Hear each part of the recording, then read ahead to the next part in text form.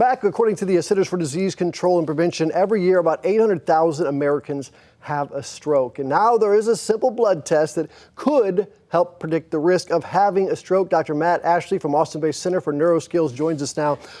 Doctor, thanks for your time. First up, I appreciate you. I know you're busy. Pleasure to be here, Rob. Okay, so stroke's a very important thing. We're talking about, we all have, parents, grandparents, and some of ourselves we have to worry about this. So what is this new test, and is it available? Yeah, so this is a new novel study published in the journal Stroke out of Dr. Jason Hinman's lab at UCLA. And they used a composite of inflammatory markers to help determine, can we predict someone's risk for not only cerebrovascular disease, but also potentially other degenerative diseases. So it's about like memory loss, things like that, cognitive decline. Yes, exactly. Okay, so what does this do for you? Is there anything actionable right now because of this new report that came out this month out of UCLA, or is it something that's going to be down the line? So right now, this is a study that was published using a cohort of about 2,000 patients, and this is historical cohort that's used in a Framingham study.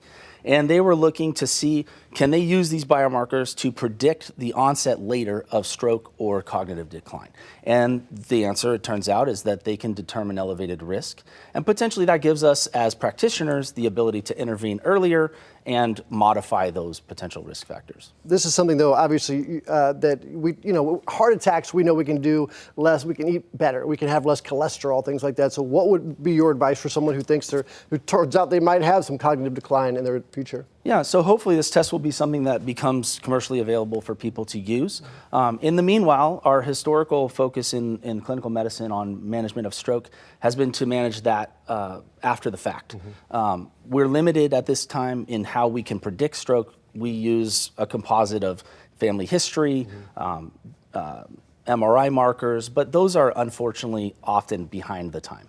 So what we do at Center for Neuro Skills, we focus on rehabilitating people with stroke, but it would obviously be ideal if we could focus on preventing stroke. Yeah, and how many years do you think this might be a way that we can do something about it beforehand? Well, that's a great question. I think that's more one directed at Dr. Hinman and his lab. Well, I'm gonna get him on the phone. But I think, it's with the pace of things accelerating in science and medicine, it's something that could potentially be available fairly soon. The human genome is mind blows. Once that thing was broken, it was incredible.